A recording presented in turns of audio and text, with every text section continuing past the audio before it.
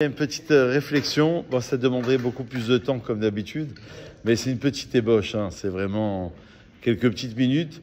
L'intérêt, c'est de susciter le questionnement.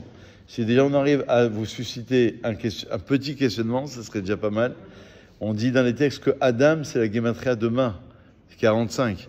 C'est une question. L'homme, c'est celui qui est en vie, c'est celui qui se questionne tous les jours, qui se remet en cause, forme d'introspection. Dans la paracha de Réé, il est dit, regarde, je place devant vous, n'est-ce pas, le bien et le mal, la bénédiction et la malédiction. En d'autres termes, les commentaires comprennent de ce texte qu'ici on parle du libre arbitre. Au Bacharta Bachaim, c'est dit plus loin, tu choisiras la vie. Un texte des Pirkei Avot bien connu, célèbre, qui dit Al-Kochar Tachai ve Al-Kochar Tamet. Tu nais malgré toi, tu existes malgré toi, tu vis malgré toi, et tu meurs malgré toi. Dans tout ce système, on doit essayer de retrouver le libre arbitre. Alors qu'est-ce que le libre arbitre? A-t-on véritablement le choix tout le temps et dans n'importe quelle circonstance? Alors, c'est une petite ébauche, hein, c'est vraiment quelques textes. Il y a un premier texte du Ramchal dans le Da'at Evunot qui explique que la Bechira, c'est quoi selon lui? Il y a plusieurs thèses, évidemment, plusieurs manières de réfléchir, plusieurs niveaux de lecture, bien sûr. Hein.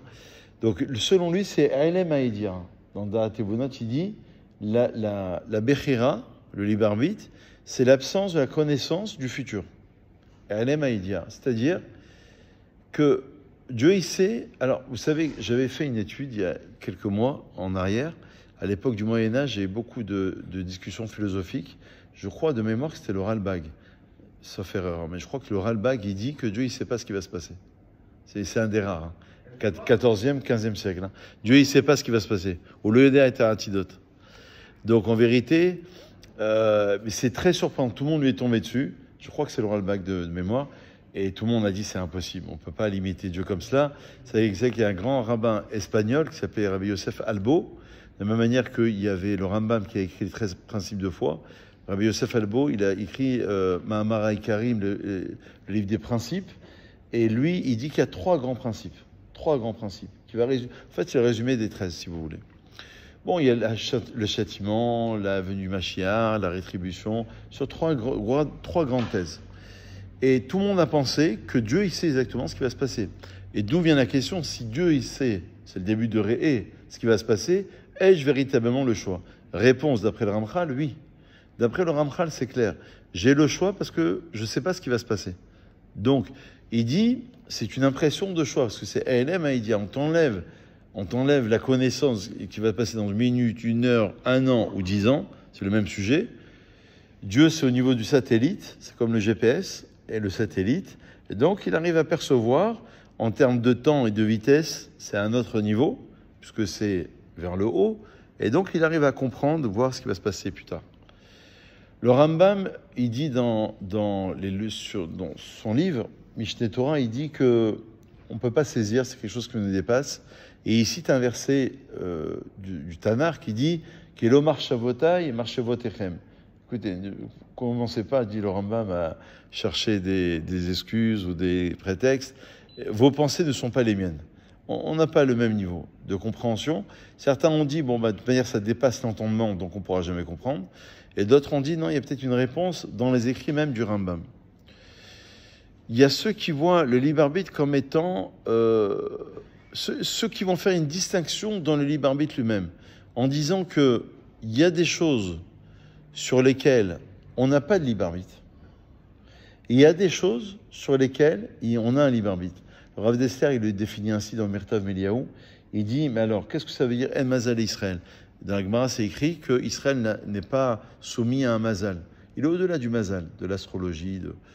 Donc, ça veut dire qu'il peut changer les choses par sa tfila, par sa tzedaka, par Marasim Toim, ses bonnes actions. Et c'est ce qu'on va dire au mois d'Elul. Donc, le repentir, la teshuva, tout ça, ça peut faire évoluer la tzedaka. Ça peut faire changer les choses. Sauf que, dit le Rav Dessler, il y a des choses pour lesquelles tu es né. Donc, tu ne pourras jamais changer. Tu ne pourras jamais faire évoluer. Ça veut dire qu'il dit dans le cycle des 6000 ans, si on prend ce cycle-là, il y avait forcément un début, il y avait forcément, avec ou sans l'assentiment de l'homme, la création de l'homme, le don de la Torah, et l'aboutissement, c'est le Mashiach. Il y a des données qui sont obligatoires, il y a des passages qui sont obligatoires. Maintenant, la question du libre arbitre, c'est que quelqu'un qui naît à Tel Aviv, New York, ou alors à Manhattan, on va dire, en vérité, ça va dépendre du cadre dans lequel il est né. Ses parents, donc au niveau en termes biologiques, d'histoire, d'identité, de culture, etc. En fait, il va avoir un libre arbitre dans ce cadre-là qu'on lui a posé. Maintenant, ce cadre-là qu'on lui a posé, c'est son cadre qui lui correspond à lui, par rapport à son Shoresh Neshama. Il a une Neshama qui correspond à ce degré-là. Donc ça veut dire que votre réalisation n'est pas la mienne. Et la mienne ne sera peut-être pas la vôtre. Chacun, il va devoir essayer de comprendre qui il est. On a dit hier soir d'où il vient et vers où il va, les Pirkei Avot, c'est-à-dire comprendre ses origines, ses objectifs, comment se réaliser. Donc le libre arbitre, il va être relatif à la personne. On n'aura pas le même libre arbitre. Donc, dans ma vie, il y a des données sur lesquelles je n'ai aucune possibilité de changer. Quelqu'un qui ne doit pas avoir d'enfant, il n'aura pas d'enfant. Il y a même des histoires Alors, le problème, c'est que comme on ne sait pas si on peut en avoir ou pas, donc on fait des prières. Et parfois, Dieu, c'est compliqué parce que parfois, Dieu, il attend cela pour provoquer la naissance d'enfants. Donc, il ne faut pas s'en empêcher. Et parfois, tu as beau prier pendant 40 ans, tu n'obtiens rien. Parce que tu es venu sur Terre par rapport à cela. Etc., etc. Ken. Ken. Le tikkun, il signifie que c'est la réparation par rapport à ma neshama qui m'a été donnée. Donc, c'est ma vie. Donc, le Rav Dessler, il dit, tu peux tout changer, sauf donc tout ce qui est aux alentours de cela, dans les périmètres de cela, mais ce pourquoi tu es né, tu ne peux pas le changer. Parce que tu es venu sur Terre pour cela. Mais comme on ne sait pas, donc on prie tout le temps, donc on fait la tzedaka tout le temps. Mais le Rav Wolbe, je vous rappelle quand même qu'il dit que la vérité, elle est en nous. Donc si on devait faire une introspection et de réflexion sur son identité, on sait exactement où est la vérité. On sait exactement, on devrait savoir normalement quelle est, pourquoi on est venu sur Terre. Si on analyse, si on réfléchit, ouais, du temps. Hein, il y a des choses pour lesquelles il est venu sur Terre pour enseigner la Torah. Moi, je cite toujours cet exemple. Il a beau prier tout ce qu'il veut, il ne va pas devenir commerçant. Il est venu sur Terre pour enseigner la Torah, c'est son rôle. L'autre est venu sur Terre pour faire du commerce, pour entretenir les yeshivot. Sa mission, c'est cela. Il a beau prier dans tous les sens, il ne va pas devenir rabbin. Ah, il peut devenir érudit en Torah, il peut être plus fort, mais sa mission, elle est là. C'est de subvenir aux besoins des autres. Et chacun en fonction de sa neshama. Mais par contre, tout ce qu'il y a autour de ce paramètre, oui, tu peux le faire évoluer. Voilà comment le Rav Dessler, il résume les choses. Évidemment, c'est un sujet complexe. Hein. Le libre arbitre, c'est vraiment un sujet compliqué. C'est-à-dire, en même temps, c'est la difficulté du Rambam. En même temps, Dieu, il sait, et en même temps, j'ai le libre arbitre. Donc, en même temps, il y a une forme de prédestination. Il sait rien. Où c'est marqué qu'il sait? Tous les commentaires, à part le Ralbag, c'est un des rares. Tous les commentateurs. Maïmonide, dans les 13 principes de la foi, il ne dit pas qu'il faut reconnaître que Dieu sait tout.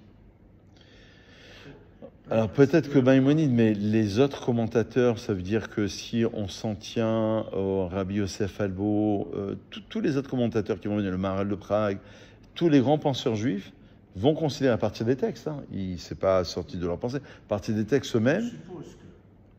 C'est une supposition, oui. Bah, c'est pour ça qu'il y a une grande discussion, mais en tous les cas, la plupart. Ça vient en conflit avec la centralité de l'homme sur Terre.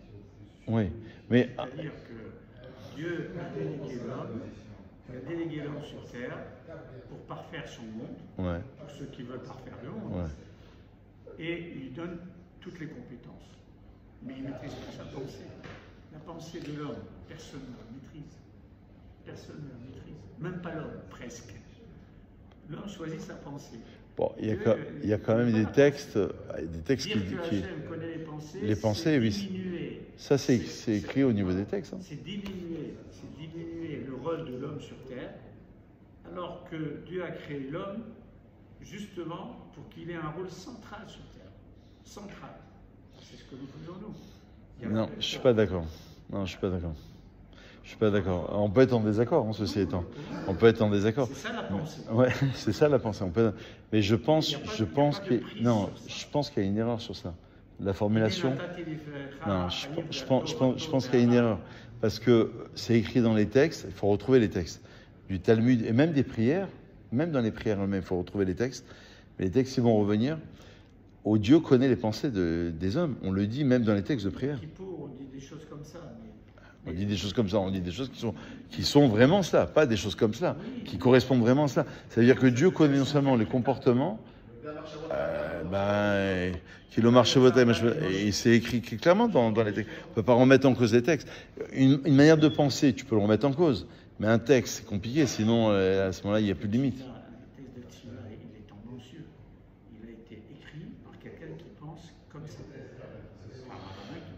Ouais, mais la plupart. Si on revient au principe de la foi de Maïmory, parce qu'ils sont devenus un texte central. Ouais. Là, il y a beaucoup de émonotes qui font beaucoup de. En tous les cas, nous c'est vrai qu'on part. Mais c'est une vraie discussion de fond. Nous, on part du postulat, effectivement. Alors, on peut discuter sur ce sujet. On part du postulat que Dieu connaît les pensées des hommes. Sinon, non, mais et pourquoi ils lui sont tombés dessus? Non, mais il faut comprendre aussi. Ceux qui sont tombés à l'époque du 14e, 15e siècle sur le Ralbag, qui pensaient que Dieu ne connaissait pas l'avenir, parce qu'ils ont dit, ça veut dire que tu limites Dieu. C'est pour ça qu'ils n'ont pas été d'accord avec cette manière de penser. Ils ont dit, ça veut dire donc parce que même quand je définis Dieu, je ne peux pas le définir, je connais que la volonté divine. Même quand je dis les vérités, les bontés, El, Rachum, Vechanoun, dans les prières là qu'on vient de réciter, 13 attributs divins, ce sont des choses qui nous dépassent totalement. On ne sait pas exactement ce que l'on définit par ça. Donc ça veut dire qu'il est au-delà de nos capacités. Donc avec ces données-là, en même temps, on a un libre arbitre dans un cadre qui est préconçu par rapport à notre rôle personnel. Bon, c'est une petite ébauche. Il y a de quoi encore discuter. On reviendra dessus si Dieu veut. Et on rediscutera si Dieu veut.